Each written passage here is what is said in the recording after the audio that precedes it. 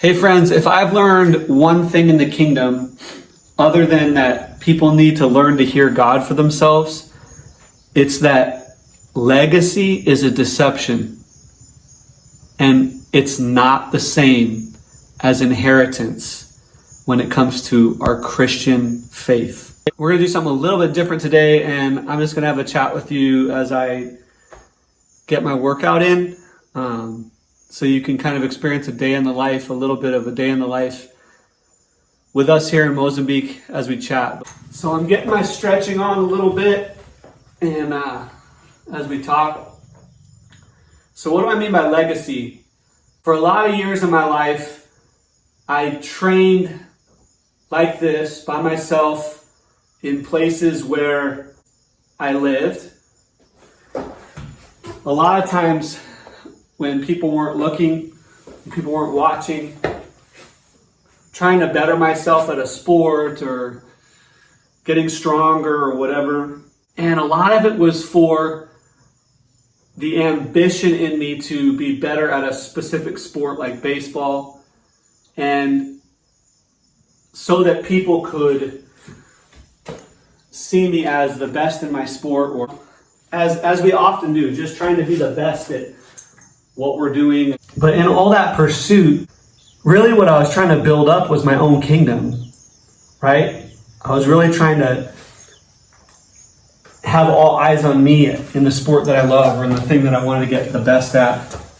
You know, I wanted my statistics to get better. I wanted the glory of what the sport could bring. You know, it wasn't until I began to realize the power of team sport, the team part of the sport, where the sacrifice that I was working towards could actually help the whole team become champions and could help the whole team win. And training myself allowed the goal of the greater unit to accomplish what it wanted. It wasn't until then, to my later years of high school, early years of college, that I began to see the bigger picture, and that all that I was training for felt like it was for a legacy, but really it was for a bigger picture in the end, because most people don't go on to be celebrities and legacy type people within a certain field.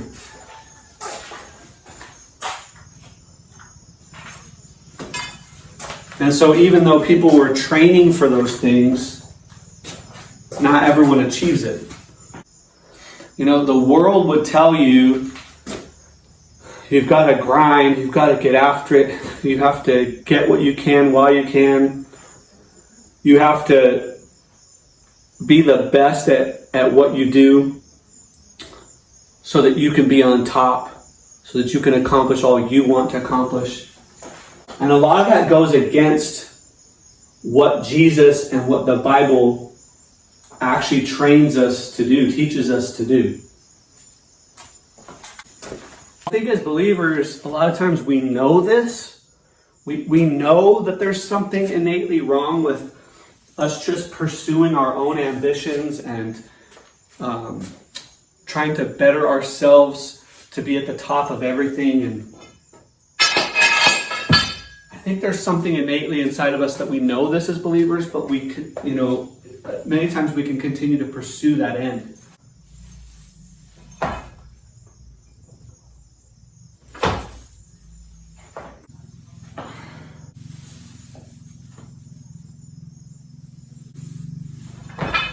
In many Christian circles, I've even heard people say,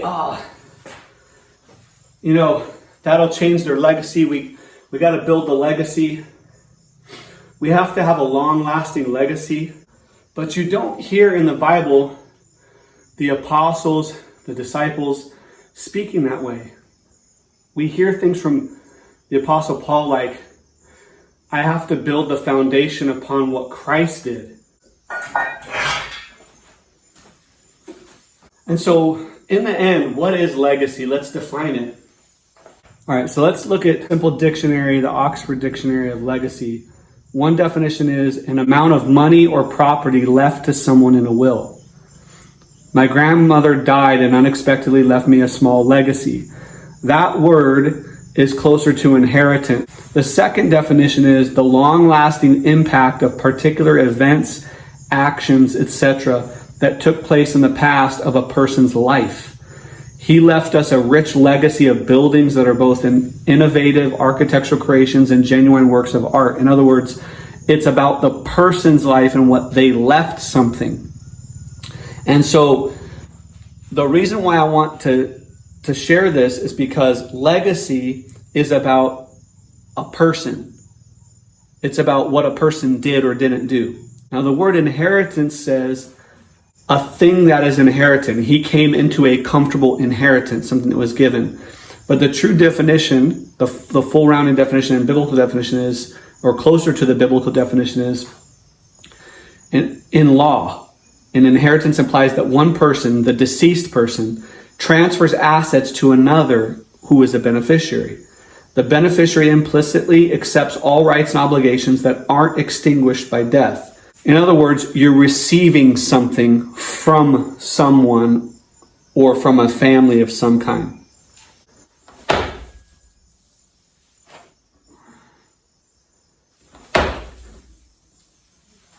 Now, why is all this important? Because as believers, as people following Christ, when we make much of ourselves, we're saying that we actually have something to offer the world within ourselves that they should be looking to from our own strength, our own gifting, our own ability. When the irony of that is, the only thing good in us is the fact that Christ redeemed us, bought us with a price, and put himself in us by his Spirit. Prior to that, Paul says it like this: for we are the circumcision who worship by the Spirit of God and glory in Christ Jesus and put no confidence in the flesh. Though I myself have reason for confidence in the flesh also, if anyone else thinks he has reason for confidence in the flesh, I have more. Circumcised on the 8th day of the people of Israel, of the tribe of Benjamin, a Hebrew of Hebrews, as to the law, a Pharisee, as to zeal, a persecutor of the church, as to righteousness under the law, blameless. But whatever gain I had, I counted as loss for the sake of Christ. Indeed, I count everything as loss because of the surpassing worth of knowing Christ Jesus my Lord. For this sake I have suffered the loss of all things and count them as rubbish, in order that I may gain Christ, and be found in him, not having a righteousness of my own that comes from the law, but that which comes through faith in Christ, the righteousness from God that depends on faith, that I may know him and the power of his resurrection, and may share his sufferings, becoming like him in his death, that by any means possible I may attain the resurrection from the dead. He goes on to say this: brothers, join in imitating me and keep your eyes on those who walk according to the example you have in us. This is what confuses people about legacy.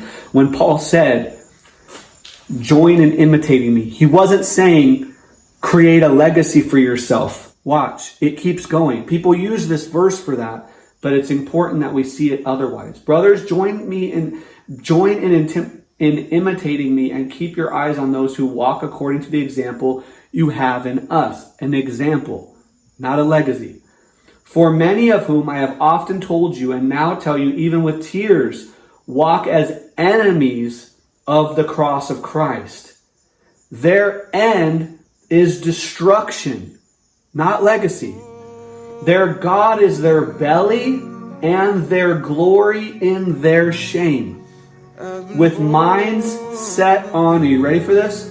Earthly things that they can give away and pass on to their families.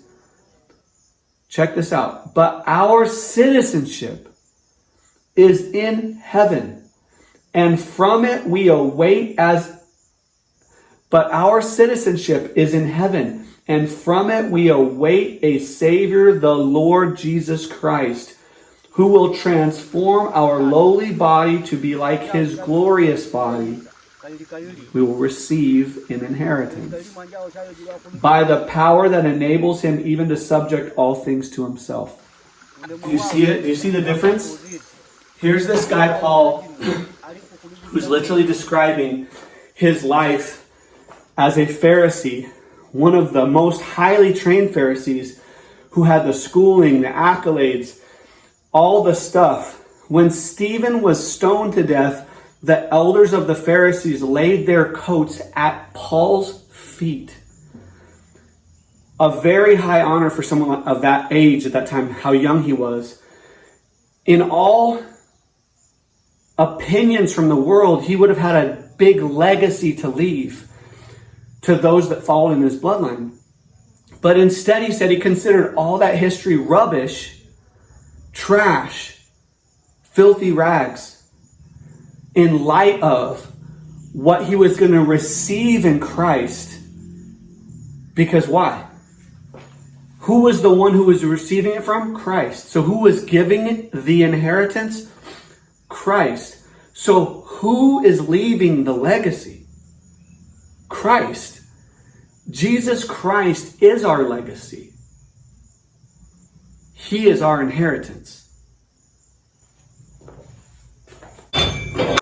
Now let's look at Jesus Christ himself. In Romans 8, verse 16 and 17, it says this: the Spirit himself bears witness with our spirit that we are children of God. And if children, then heirs. That's the root word of inheritance. Then heirs of God and fellow heirs with Christ, provided we suffer with him in order that we may also be glorified with him.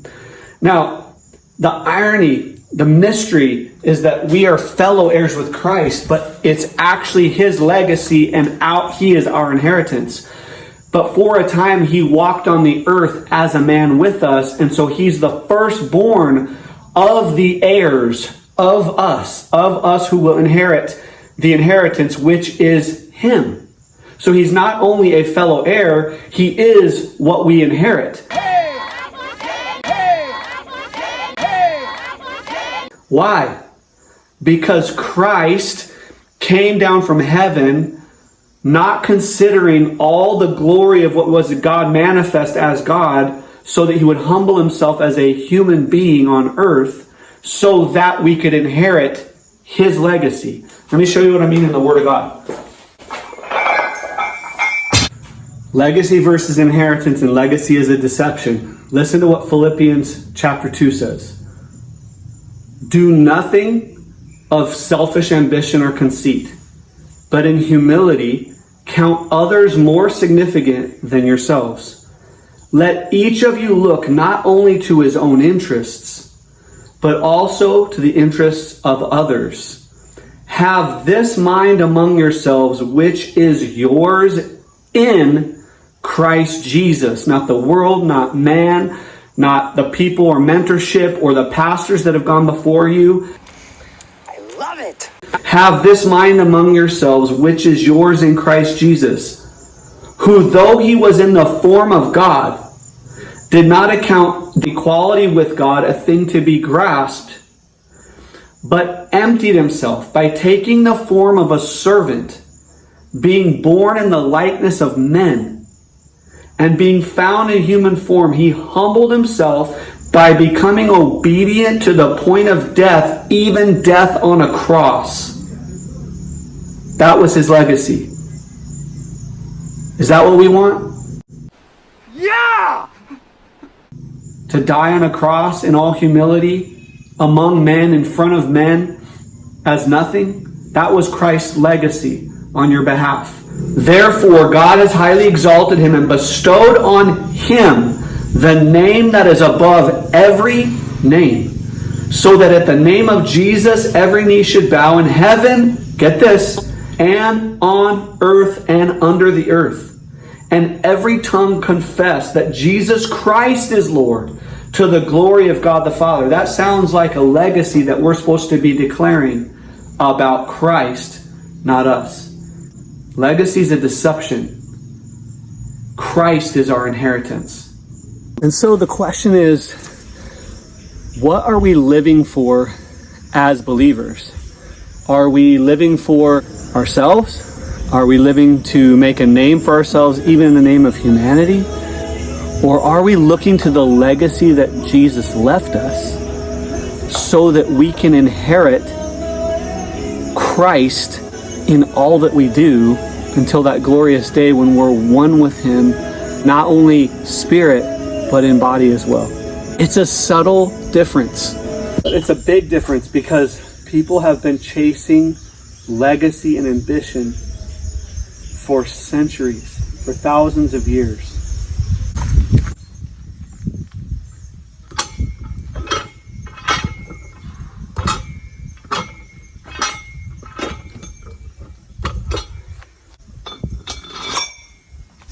You know, I often come out here during the day to work out. The village is just right there. Nobody sees the reps, nobody sees the work, nobody sees the suffering. But it reminds me of what Paul said, that I'm not looking for, even though I'm showing you today, I'm not looking for the accolades of man when I'm out here working out. I'm allowing my body to go through the training it needs, the suffering it needs, not for a legacy, but so that I can inherit the strength that comes from it, so that I can live a longer life, so I can endure the suffering that comes here, the hardships that we see on a daily basis here, so that I can understand a little bit of the pain that they walk through, and the results are a healthier body. But in some ways, in the Christian faith, for some reason, we get this twisted and we begin to pursue the things that can get eyes to look at us and to remember us. And we don't remember that we were nothing without Christ, that we were selfish at best, sinful, wretched, blind, poor, the book of the prophet says about us. And Christ left all His glory to come down that we might inherit Him for eternity. Friends, I'd love to hear from you on this. What's your understanding of inheritance and legacy as the world tells you, and as the Bible tells you, and as you've heard from God on this?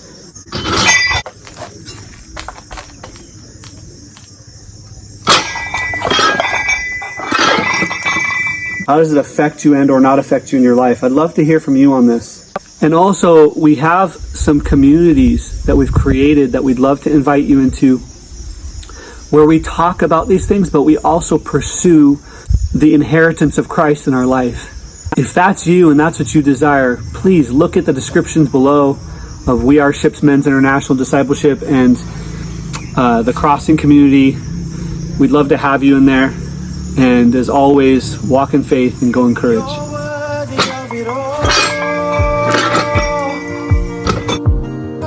You're worthy of it all.